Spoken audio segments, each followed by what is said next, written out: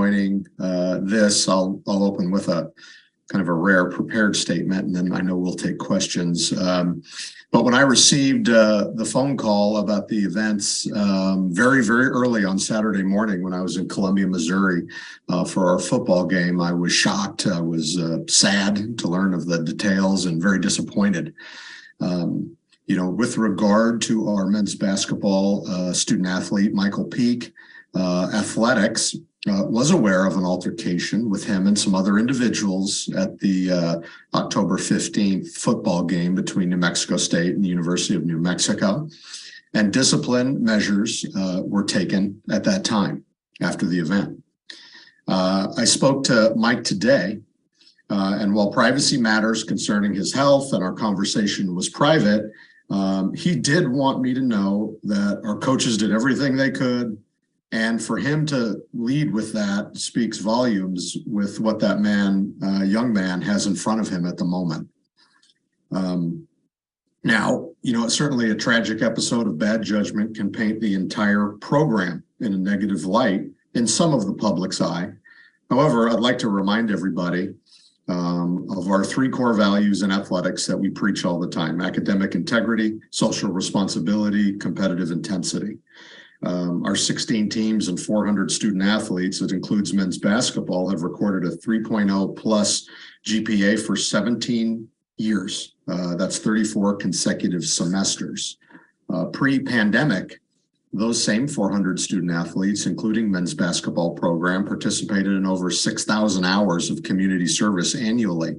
And each team is assigned to a charitable organization. And obviously, we've won several conference championships and NCAA tournament appearances. So for the vast majority, they're living up to those three core values, all 16 teams, 10 women's teams, 6 men's, and 400 student athletes. So while this incident has cast a negative light on intercollegiate athletics, I'd suggest it's unfair to paint all of our student athletes, our entire student athlete population and department, with that same brush.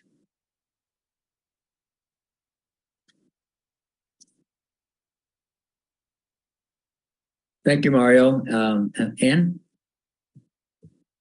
Good afternoon, everyone. Thank you, Chancellor.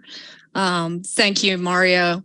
I'm here to provide a little bit of context with regards to expectations and how we work with our students overall from a values perspective and what we expect of our students. As you know, New Mexico State University is committed to a set of core values. Athletics has its own set of core values, and we speak to our students when they are admitted about the expectations that we have of our students. And that includes the assumption that they're going to seek out excellence in all that they do, serve as leaders.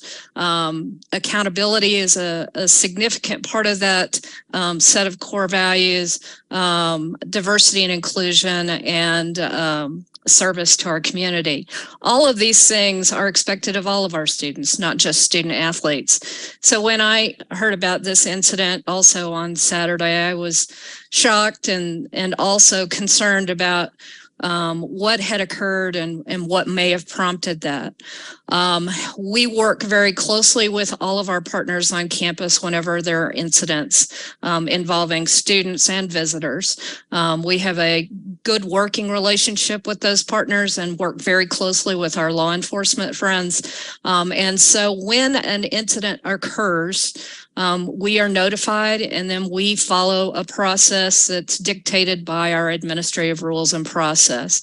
That process falls to me to make sure that that my team is following that, and that we're providing students the opportunity to learn from what has happened, but also to hold them to the expectations that NMSU has. So we have a set of standards that can be found. Those are shared with our students when they come to school, but those processes are founded in the basic fundamental fairness functions that you see play out in both the civil and criminal court process. Sometimes they can be quite lengthy, in particular investigations. Investigations, while we can go a little bit faster, still we want to be thorough and make sure that we have all the information before we put a student through a conduct process. So I can speak to those processes. Again, student conduct records are a part of a student's educational record, which is covered by the federal law or FERPA, the Family Rights and Privacy Act. And so I'm sure many of you understand that student conduct and disciplinary records can't be shared without a student's consent. And so I can't speak to individual conduct matters, but I can certainly stand for questions with regards to process. So thank you. Thanks, Ann. Much appreciated. As I mentioned at the front end, we have got a number of folks here in the room. So we will take questions from the media. If you would use the raise hand function and wait until you're called upon. When you are, please state your name and what media outlet you represent. Tommy Lopez, you can go first. Hi, thank you guys for doing this. We wanted to ask if Mike Peak is still on the team, is still a New Mexico State University student. And then secondly, if a student athlete were to have a gun on a trip, such as that one, an athletic trip, what rules would that student be breaking? And this might be a good one for you. Can we ask Tommy what organization he's from? I think he missed that part of the instructions. I'm a reporter with KOB. Thank you.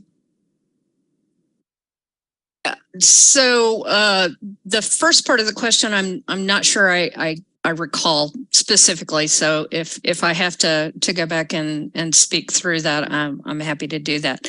But essentially, we have a number of student conduct code. We have some stated conduct code standards, and in particular weapons. Weapons are not allowed on campus. They're also not allowed as a part of any kind of a sponsored or organized event that involves New Mexico State University. And so that would be one of the first policies that we would address in that context. It would not matter if they are a student athlete or not.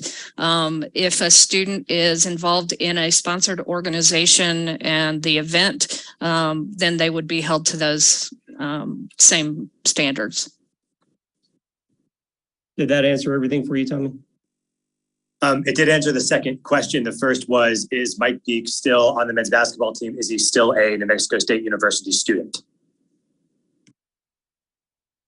And do you want to mention mention what you can about the students? I can speak to the fact that FERPA does allow me to provide an update with regards to enrollment status. He's still currently enrolled.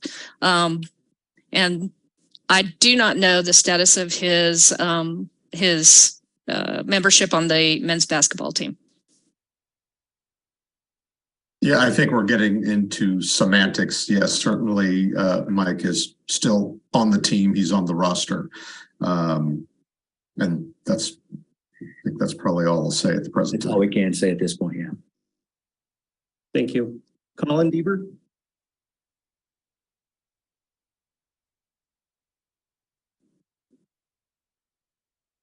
No, we can't hear you, Colin. You're on mute, Colin. How about now? Can you hear me? Yeah, we can hear you now. Yeah. So for Mario, I'm calling you with KTSM in El Paso. For Mario, obviously this happens on Saturday. The basketball team is leaving for Las Vegas today to play on Friday. Given everything that has transpired in the last 4 or 5 days, Mike is still hospitalized. Why did you guys feel like it was still okay to send them to Las Vegas to play in the tournament as opposed to postponing? I think a couple of things, Colin. So to recapture your question, why did we think it was okay to, continue playing basketball? I think, first of all, the vast majority of team was doing what they were supposed to do at the time. And, when we collectively had a discussion about this, a return to some normalcy for the vast majority of those student athletes is something that we felt was important to do. So that's why the decision was made that, we would honor our commitment in that MTE in the Orleans, in Las Vegas. I guess as a follow-up, was there discussions to not go? Just, I don't mean to be flippant here, but there was obviously some problems in Albuquerque, and then sending a team to Las Vegas. I mean, certainly there's some outward perceptions of what Las Vegas is. I mean, was there discussions about not going? I think, am I on here?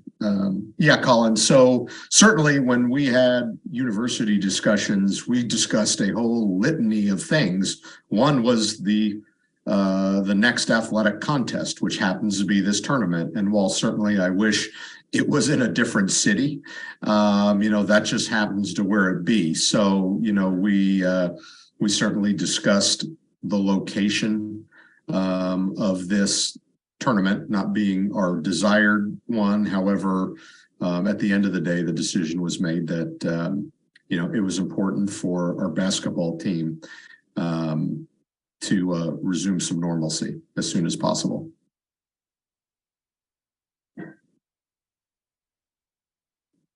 Thanks, Colin. Rachel Phillips, and again, reminder for everybody, please state your name and your media affiliation. Hey, Mario, Rachel Phillips with Channel 7 in El Paso. Two-part question here. In regards to Greg Heyer, where does he stand with the team? Is he still head coach? Has there been any disciplinary action taken against him and his role? Okay. Certainly, Greg Heyer is still our head coach. As I've said a few times, I don't comment on personnel, decisions. However, I know that's very vague. I will let you know that the coaching staff on that Friday night, the kind of sequence of events is we had a team dinner. We watched film from 10:30 to 11:30, and we did bed checks at 11:45. And we even was ensured that we had a coach in the lobby.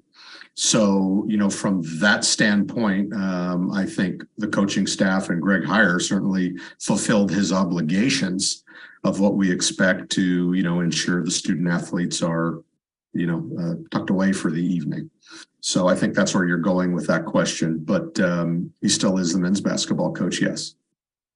And just second question from me, in the Q&A, it was mentioned that Peak wasn't the only student that broke curfew. How many others broke curfew, and was that to help Peak, or were they also out on their own accord? Well, I'll defer to Justin. I think you're now kind of getting into what might be part of an investigation, even if the student athletes may not have a part in that. It's still part of that. So, Justin, I don't. Yeah, I agree. We can answer that question. Yeah, I agree. We can disclose what we've already disclosed. There were multiple student athletes out of their room that evening. Beyond that, we can't really speak publicly at this time. I guess just a quick follow-up, and I understand if you can't answer it. If they're not in Vegas, does that mean that they are involved in the investigation, or is every player expected to be in Vegas? Every player is expected to be in Las Vegas, except obviously Mike Peak. Thank you. I see Will. I don't see a last name. Will, could you identify yourself and your media affiliation? Will Weber. Hey, Justin, sorry about that. This is Will Heron with ABC 7 Hi, Will. in El Paso, Texas. How are you guys? Thank you. Okay, my question more kind of goes to Chancellor Vizu regarding the gun policy and such. Something that I'm curious about is there is a policy of not having guns on campus. Apparently, there are guns on campus. Student athletes apparently have guns. How are you going to make sure that these athletes do not have guns and that the students don't have guns and they don't have to worry about guns being around them, or I hate to say being shot? I mean, what are we doing about this gun situation? Yeah. Thank you for that question. Clearly, we have a very strict policy of no guns on campus. And that will continue to be looked at very carefully and enforced to the maximum degree possible.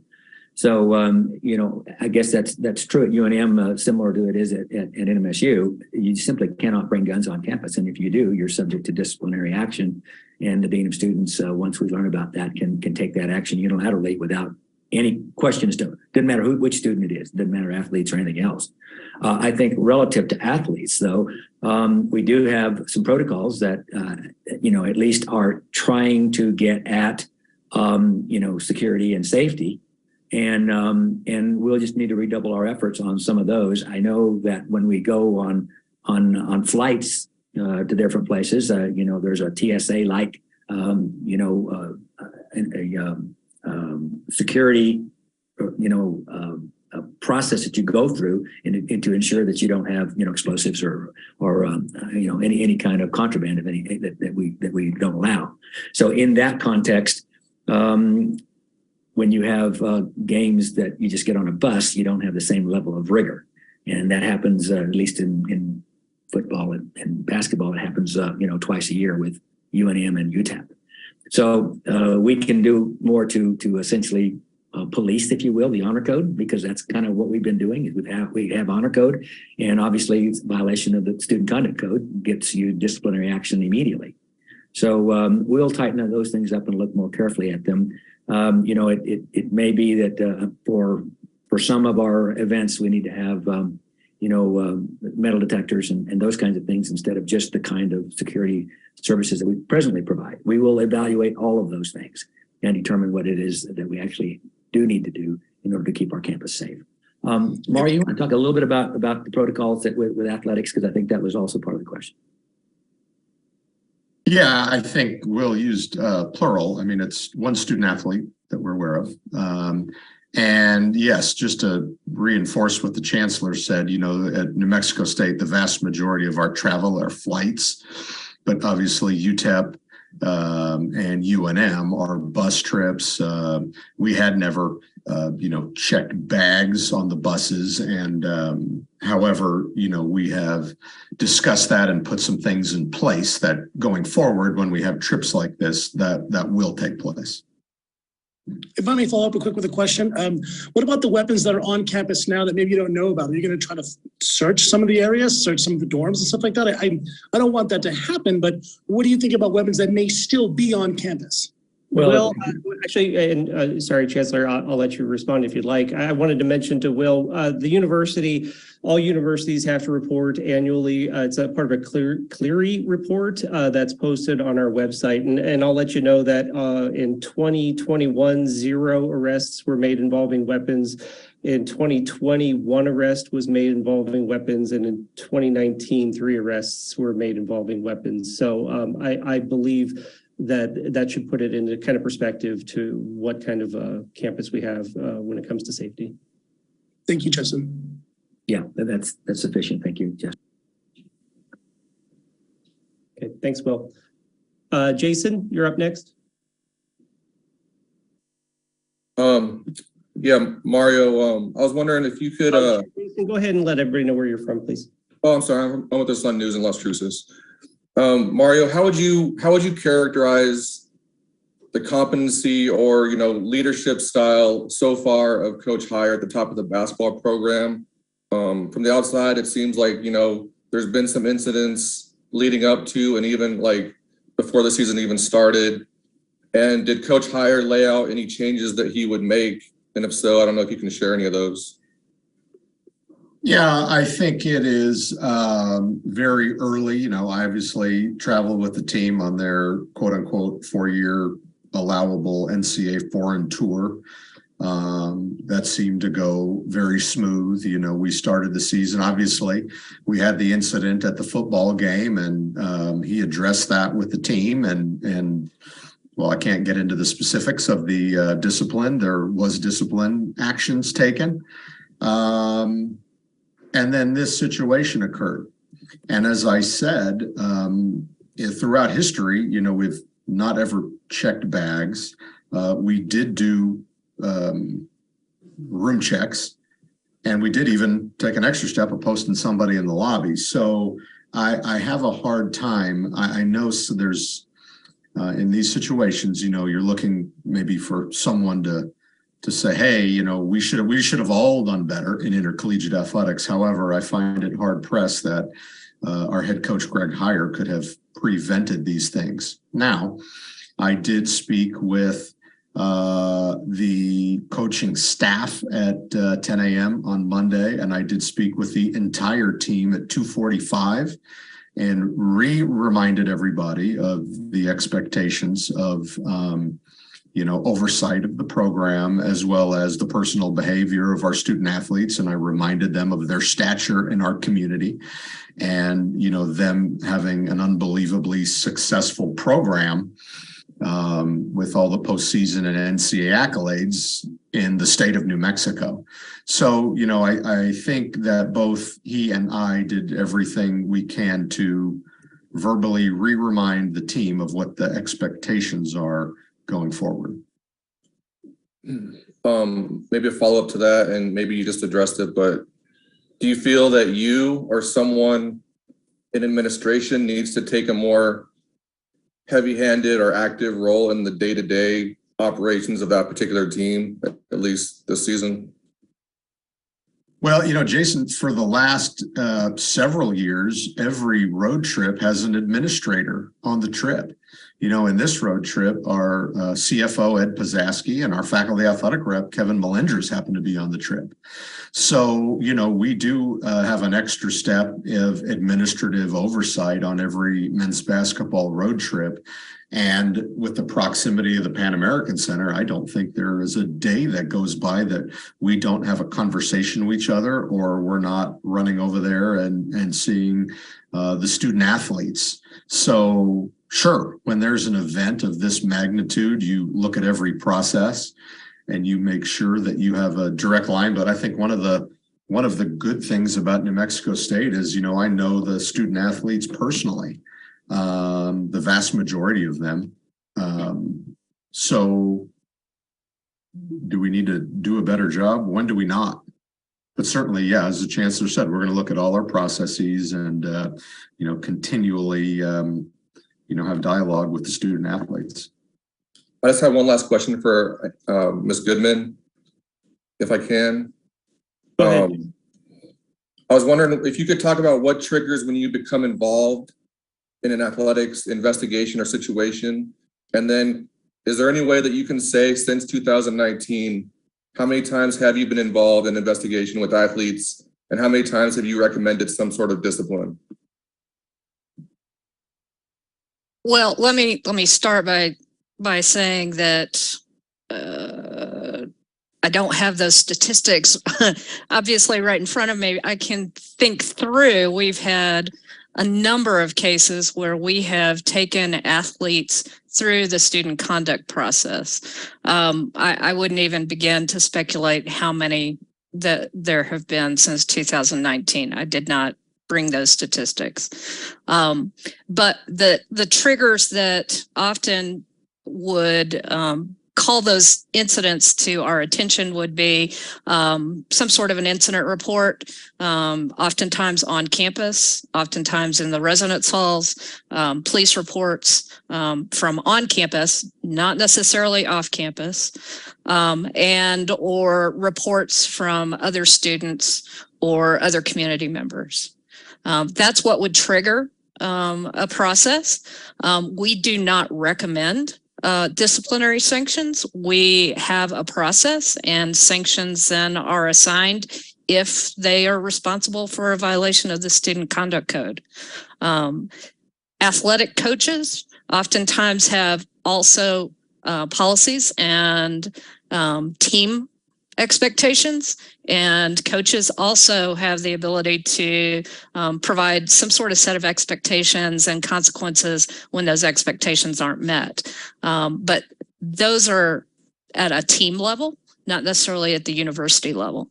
So expectations are that when incident reports hit our office, we're looking at it from a student conduct code perspective, and then we'll drill down to what other policies that NMSU has that may have been violated. Does that answer your question, Jason? Yes, thank you. Next, we'll go to KRQE. Thank you. Hi, I'm Annalisa. I'm with KRQE in Albuquerque. Quick two-part question. One is, can you confirm or share how many student athletes or NMSU basketball players were involved in that altercation on October 15th? And then following that, Mario, if you could just elaborate what Mike Peake meant when he said when he told you all the coaches could do or did all they could. I don't believe we can answer that first question because of the ongoing investigation. Is that correct, Justin? Or yeah, that is something that's still fluid at this point in time. So I'd rather not disclose how many student athletes may or may not have been involved in that fight. Yeah, I could answer it, but I guess I can't. As far as the second part, you know, you're talking to a young man that I've known ever since he came here. He came here with a clean slate from Austin Peay University, beginning at Georgia. And he certainly, you know, we had a private discussion about things that I can't disclose, you know, regarding his health. And,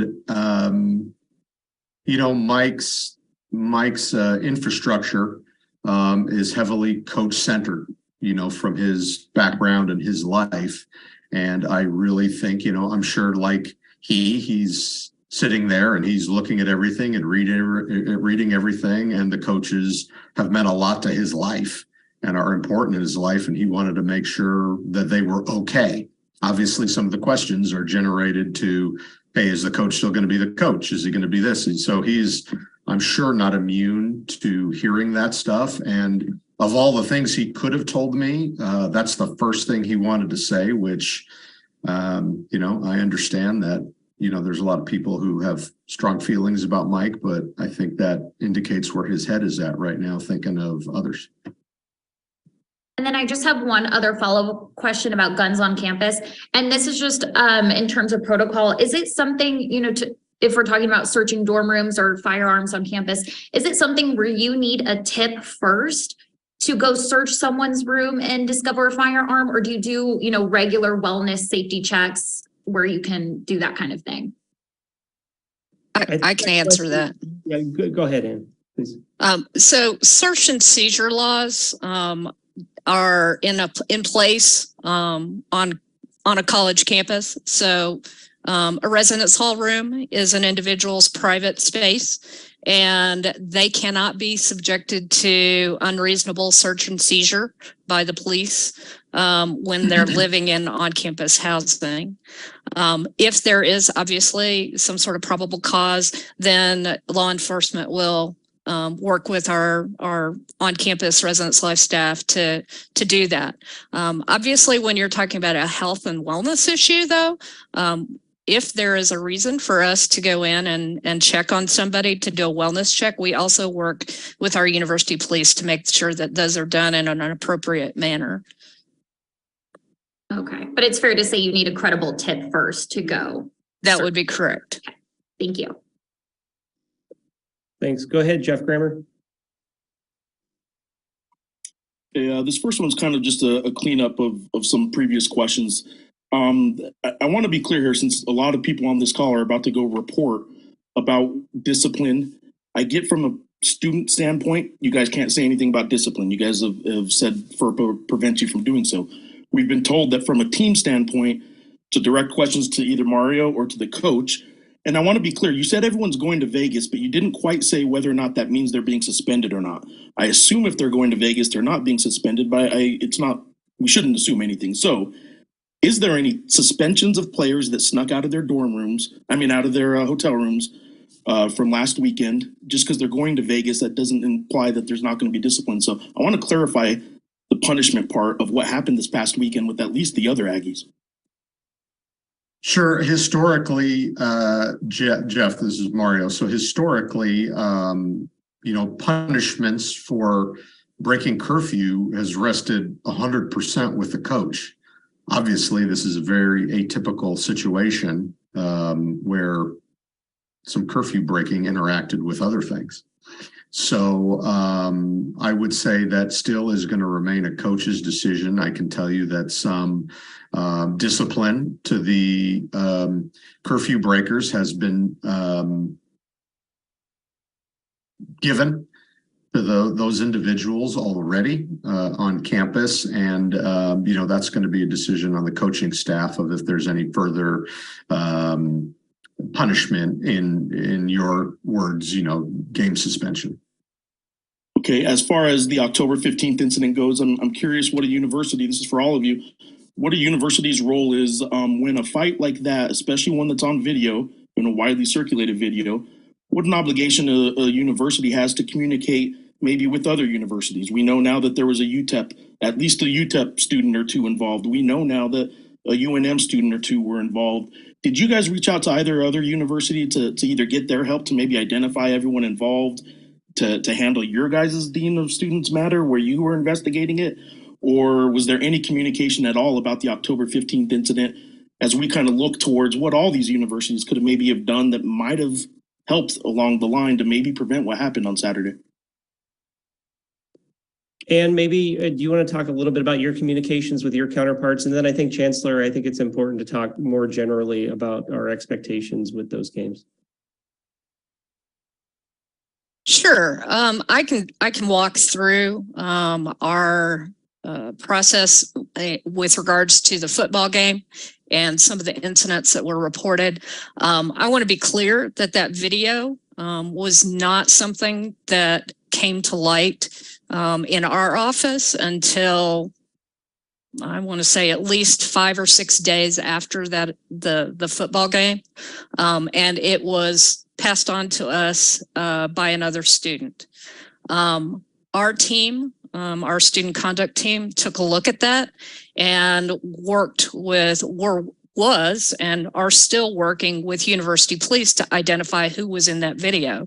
Quite frankly, none of my staff could identify anybody in that video.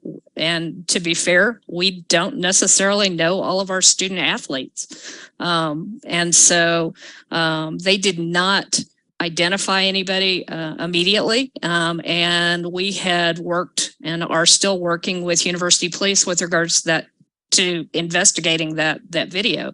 Clearly, we did not necessarily think that video or the fight was particularly significant. Obviously, hindsight is 2020.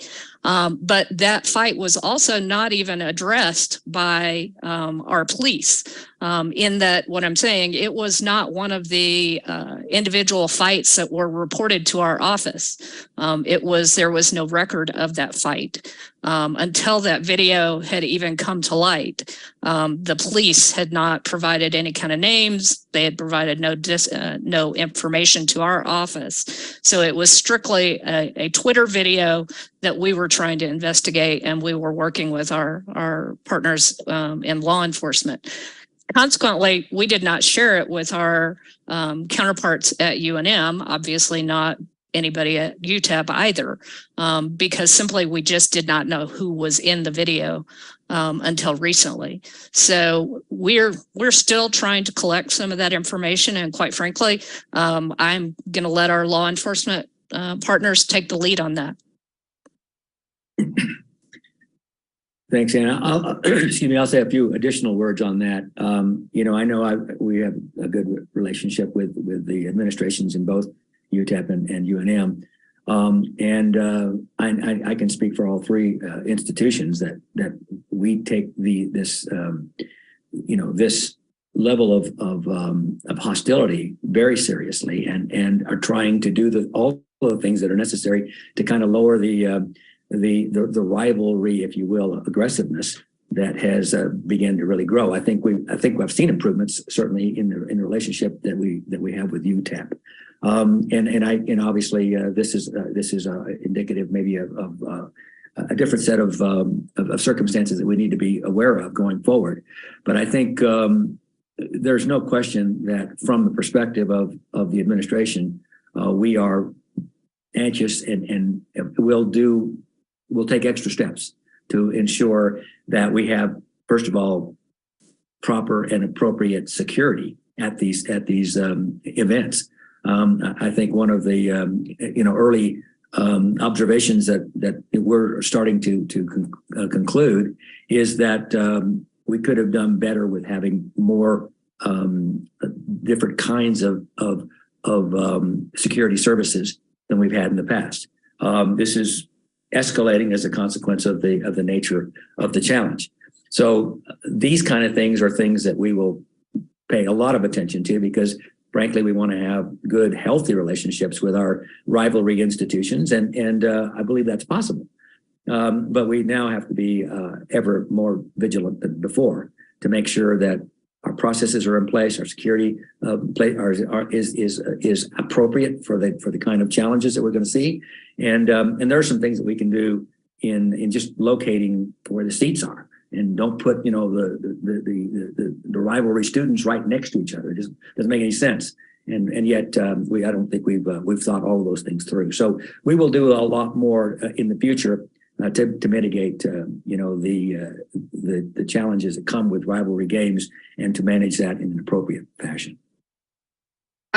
If I could jump in, just to come back to something, we do have a regular communication with the Dean of Students office at the University of New Mexico, and also with the other schools that we play and work with here in the area. And anytime a student is involved from another school, we have an obligation as a courtesy to let them know about that. So we do that regularly, and they do also. Thank you, guys. And I want to clarify one thing you said. You did say this video was referred to you, but about 5 or 6 days, you said, after the game itself. But you guys did review this video before this past weekend's incident. I can confirm that we were looking at it, and we had passed it on to our university police to also be collecting that information. And Mario, were you aware of that video before this past weekend, or your basketball players' involvement in that video before this past weekend? Yeah, I can't recall exactly when. Certainly it was that next week. But yes, I was aware. And that's why, discipline was meted out on the individuals that we could identify. Thank you, guys. Go ahead, John. Yeah, John Cardinelli, KOAT in Albuquerque. Just have a couple questions today. My first question is the conduct of the coaches after the shooting currently under investigation?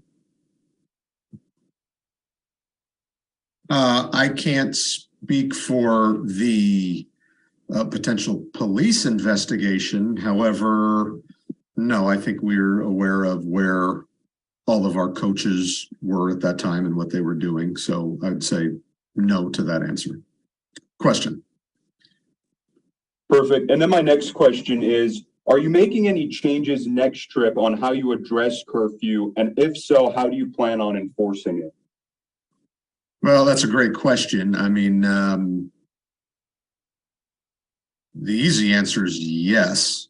Now, it's all of our hopes, and as a former student athlete, you know what you should do and what you shouldn't do. And when there's a bed check and you're either in your room or not in your room,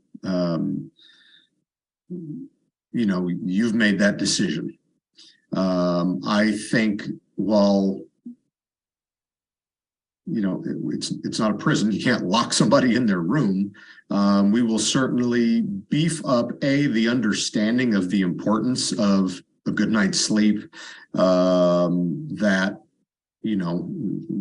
leaving your room or the hotel, only bad things can happen, as well as whatever measures to maybe more, we actually have a coach on each floor that the student athletes. So we'll look at the geography of things as well and see what makes sense the most.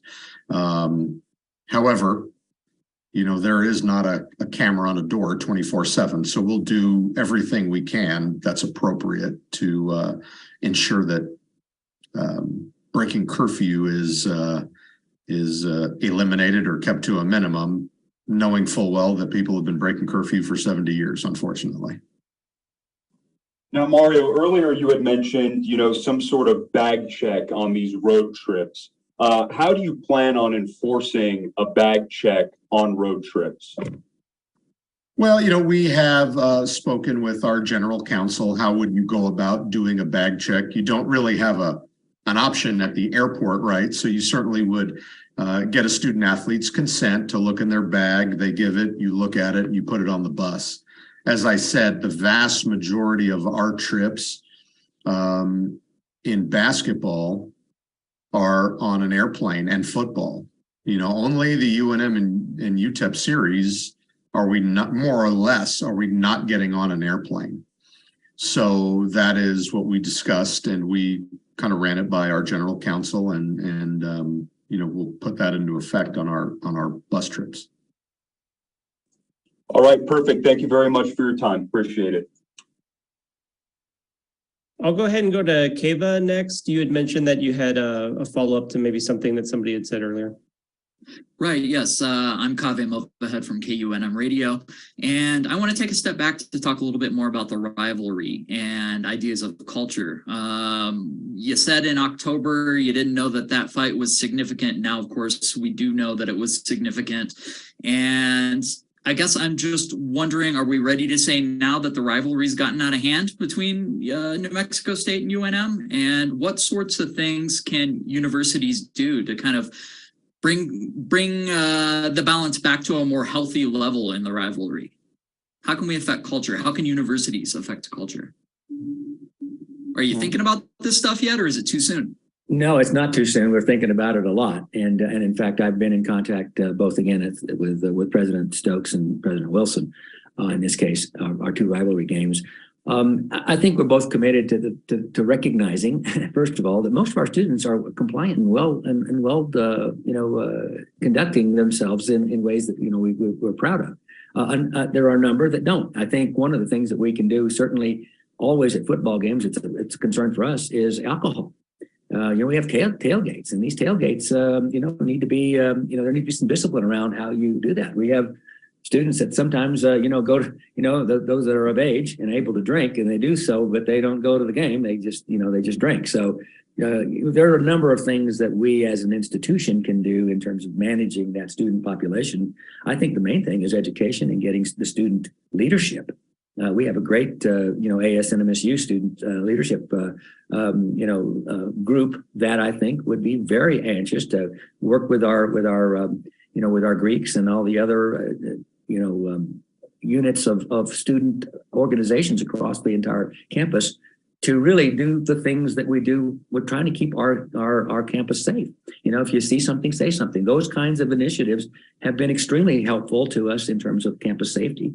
And in terms of making sure that, we have the proper approach to diversity and inclusion and making sure that we're not essentially ostracizing a certain population of our students. So the student involvement, I think, will be key to helping us build that.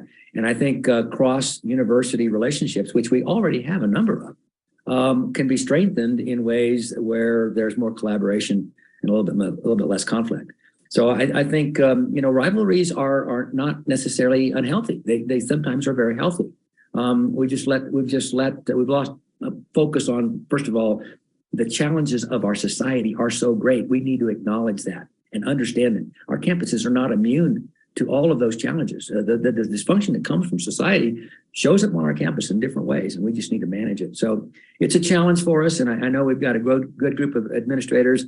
We are focused on student success. We are focused on how do we help our students and our student athletes be better at what they do. And that means building character and integrity and collaboration, as well as the education that they're getting. And most of our student athletes are wonderful ambassadors for the institution.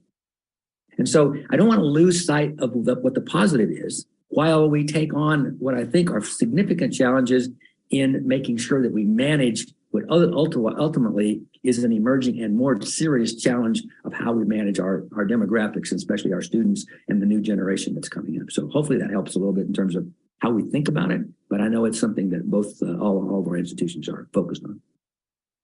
Yeah, I was going to chime in just from the athletic standpoint. I have a unique perspective where I have a degree from each institution, and I've worked in each institution's athletic department. And I know a lot of the boosters and individuals in Albuquerque. So I do think the boss mentioned two big ones, fan proximity. We are very blessed here that we offer a great college experience. And with that comes a lot of interest in the students attending our games, football, men's basketball, et cetera. I think making sure there's a good buffer in these games are critical. We do have experience because we have 4 of these. We play UNM twice and we play UTEP. A lot of schools only have maybe the one traditional rival. The alcohol thing is certainly, I know everybody's going to take a look at that. And then, I think the rhetoric, I don't really see a whole lot of, I'd label it trash talk between the teams prior to, or certainly the administrators or the coaches. So that might be third, but just maybe some in-game messaging that we can do, with our fan base. I know a lot of times, like at the football game, we recognize both schools and their, via the spaceport and the space program. So we've done things where we play UTEP. They had to deal with the blood drive of both communities. So we'll probably look at doing more things on the field and on the court to show the unification of the schools, as opposed to, trying to beat each other's brains out on the court or on the field or in the pool or what have you. If I could jump in also, I think one of the things, Cave, I want to talk about is when I said that the fight wasn't necessarily significant, it wasn't. What I meant by that was it was not addressed by the police at that time. There was no case number, there was no arrests, there was nothing to that degree. And so we did not know about it on the front end. But I also want to go back to the rivalry question. And I think the other is football and large athletic events and alcohol often provide lots of opportunities for poor decisions to be made. And if I go back and I look at the pass back of information from law enforcement and our fire department, our EMS services, a small portion of those individuals that were treated or addressed were students. There were a number of individuals that were not associated with NMSU or UNM from a student perspective, or even a faculty staff perspective, that were involved in altercations or were involved in some sort of a law enforcement activity. And so I think that it when you go back to the concept of the rivalry, these rivalries exist at colleges all across the country. I came from a very large SEC school that had a number of rivalries that every game was very heated.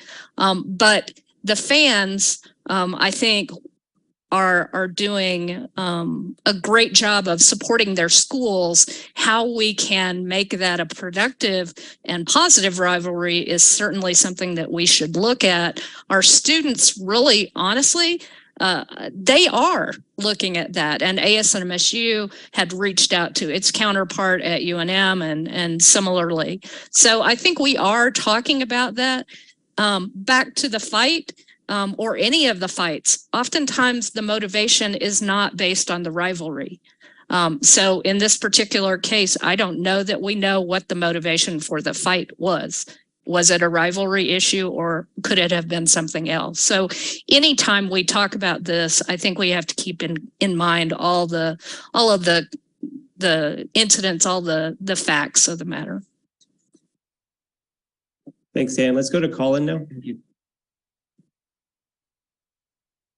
Yeah, Colin Deaver again with KTSM TV in El Paso. For any of the three of you, obviously the fight happens October 15th.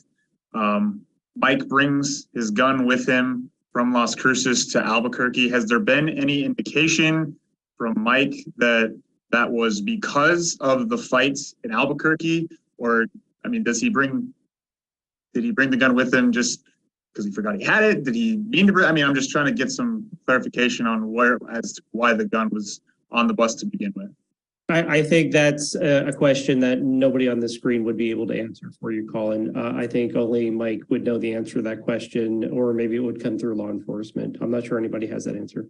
Okay. And then another question for Mario, just to follow up a little bit. I mean, again, I know you guys have said you'll be taking some more steps in terms of some security, quote unquote, measures on road trips or anything. Are you, as the athletic director, are you going to be stepping in and having maybe more of a heavy hand with the men's basketball program this year because of what's happened?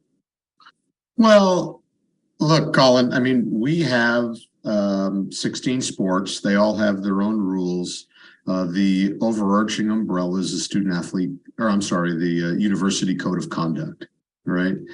As far as a heavy hand, when I met with our team, I told them what they probably already know, that given the circumstances, the ice that they're standing on is so thin they can see the water below. There's not a room for error, maybe as there have been in the past. And, when you have 400 young people, they're invariably going to have something. It's very rare to go through a whole year with 400 young people and not one infraction occur. But I did just let them know that, that insurance policy that all the student athletes have has been significantly eroded, and they need to take extra measures to be socially responsible. And that includes somebody they don't know coming up in their face and calling their mother a name. I said, you must walk away. You don't have the ability any longer to have the reaction. Now I can preach that, and then there's things that hopefully don't occur, but sure, I mean, the message has been delivered. However, what I can't control is the outside forces that these guys may be encountering. But from our athletic program, you can take it to the bank. The message has been delivered. Lucas, go ahead.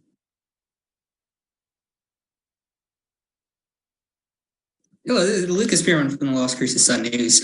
A couple of questions here. I wanted to talk a little bit about the fan experience. I think some people see something like this and they wonder, well, what's the experience going to be like at rivalry games? We know what it has been. Moving forward, we talked about the geography of the fans at various games. The messaging that you might hear. I wanted to get clarification on the involvement of alcohol at games, maybe at rivalry games or at just the games in general. Has there been discussions about removing that from the equation at games? I'm not sure that exact discussion has been had, Lucas, but maybe the chancellor wants to maybe underline some of his expectations with fan experience. Yeah, we've had a number of discussions. We've got a foundation and an alumni association that are very anxious to make sure that we get a good fan experience, especially for our alums and for the community at large. Responsible drinking at our institutional events has, I think, for the most part, been managed well in the past. There's clearly areas where we can improve, and I worry most about the tailgates part of football. But there's we've got alcohol on campus. We've got Pete's Patio and a variety of other things. We try to preach a lot of responsibility, as Mario has said, to all of our students. And try to model that behavior as much as we can, through faculty and administration. Now that said, I think what we want to do is always be attentive to what challenges are we seeing that are new, and how do we address those. We will work closely with the dean of students and athletics in particular. Many of these events are done with partners, Learfield and Sodexo and others who provide the services that we ask for. And so, it's a multi-stakeholder sort of activity that we're all about every time we have an event. So, yeah, we have had conversations about, what are the remedies for some of the challenges that we face. And alcohol use has been one of those discussions. At present, I think we've struck a balance that we feel is appropriate for the kind of experiences that we're trying to have, but we will continue to evaluate, and if changes are necessary, we'll do that. We're not bashful about that. Lucas, I was just going to also say, we have these game operations meetings, and when the first football game that actually served alcohol took place in 2015, about 9 months after I started. And Stephen Lopez was our chief of police. And when we had that UTEP game, he was amazed the lack of arrests that took place. And, you know, at the time, we all thought, hey, there's no need to slam your whatever beer out there and then come into the game. Now you can leisurely have a beverage and still have one at the game. I do think this was a little bit of a perfect storm. If you know that we had not played UNM in 4 years, you know, that was pandemic driven and when we couldn't play in the state, et cetera. So there was a buildup for this game that had not taken place. You know, usually it takes place every other year, but it was 4 years since the Lobos were last in town. And certainly you had a new coach who has the community pretty fired up for football that, you know, certainly hasn't always existed. So, you know, I'm not going to proclaim a perfect storm, but there was a lot of factors, I think, that led up to the extra excitement around this game. All right. A second question about the game experience here. Has there been any discussions about disarming Pistol Pete? Certainly the mascot for athletics has firearms at his side. And one of the student athletes of NMSU is in a position here where, you know, fired his own firearm at another student. And have there been any discussions about Pistol Pete moving forward? Yeah, I'll answer that question. There's a continual discussion about Pistol Pete and our logos and our mascot and a variety of things that characterize our institution.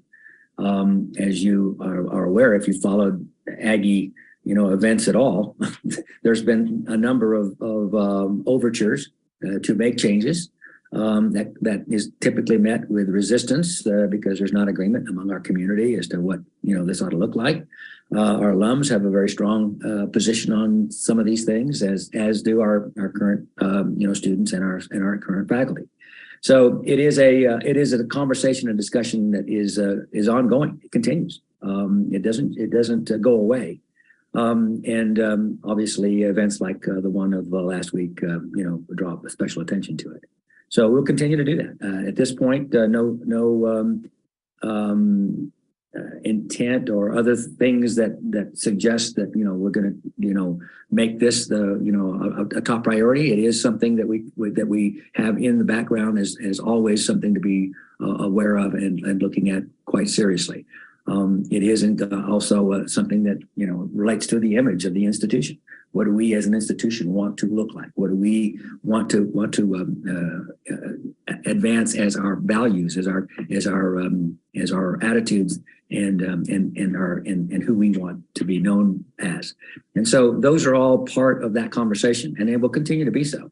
I think it needs to be taken in its totality, and I think overall we will continue to monitor and again as conditions warrant, we'll make the necessary changes. But yes, thank you for the question. It is on our radar.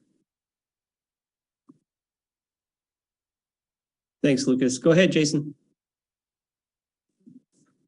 We've talked about you know, UNM students involved in that fight. Obviously, Mike Peake at least was involved in that fight. I'm wondering if before they went to this Albuquerque trip specifically, do you know if, or can you say if anyone spoke to him or any other players that were involved in that particular incident before they went to Albuquerque specifically? I could only speculate if basketball had a conversation with him, and I would speculate no, nor did I. I think that kind of goes back to something that Dr. Goodman said. You know, we do not know what precipitated that altercation at the football game. So yeah, hindsight's 2020, but no, I did not have a conversation with them about specifically going to Albuquerque. And this is for the Chancellor and Mario. You both have talked about the success of the basketball program. Does this diminish, like, what would you say to folks out who aren't diehard fans of the program? Maybe that this has diminished their thoughts of that program or do you still think of, or have you determined that this is an isolated incident? Mario, I'll start. I think the main thing I want to say here is I can't give you a definitive, is it an isolated incident? I certainly hope that it is. But that doesn't, hope is not necessarily the watchword here. I think we recognize that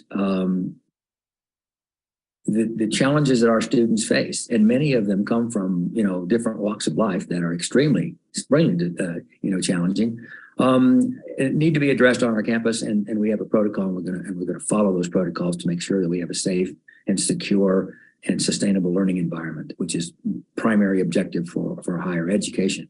That said, we will continue to be very, very vigilant in understanding where it is that we can take actions that will ultimately give us the environment that we're looking for. There's no playbook in this area, and again, many of the social ills that we experience in all of our walks of life show up in some way. They manifest their way on campus, and we need to manage that. So it's not it's not something that we're taking lightly. It's something we're taking very, very, I think, we're focused and very intentional about what we need to do. But the real question has to do with, we cannot prevent, violence necessarily, in every circumstance, under every type of condition. We can do a lot to protect our environment in ensuring that we minimize the risk. And that's the main thing that we're going to do is do that on a regular basis. And so that means a lot of things in terms of how we view the institution. Mario, you want to take it from there? Yeah, Jason, if I clarify your question, do we think it's an isolated incident, and what do we think it's done harm to the basketball program? Yes. Yeah, well, as the chancellor said, I sure hope so. We have certainly reminded everybody about their expectations as a student athlete from a behavioral standpoint, and always remind them of the numerous amount of eyeballs that are on them, fair or unfair. That's the way it is, and they have to acknowledge that and accept it. But in addition to all the kids that have come through here, all the young men, I just penned some down. Trev Queen, Zach Lofton, Teddy Allen, AJ Harris, Jamario Jones, unbelievably successful Aggies that came from other places. They all got their degrees. They all got to chant or are still playing professional basketball. So we've had so many success stories. Even people said, oh, this kid is tough to get along with. Well, those kids have thrived here. They've graduated. They've become popular members of the community, and the fan base, and they've gotten their degree, So I really hope, I don't get to make this decision, but I hope the people who render judgment will remember the myriad of student athletes that have come through here and been very, very successful. And like I said, not take one instance and ascribe that to the entire team. Because at the end of the day, these are young people and they make mistakes, and some are much more catastrophic than others. But, they are individual mistakes. Thanks. I think that's going to be the last question for today. Wanted to make sure that we thanked everybody working with Mario's team to get this recorded, and we'll get it posted. And anybody who would like a copy of the recording, just let me know and we'll get it to you. Thanks, everybody. Take care. Recording stopped.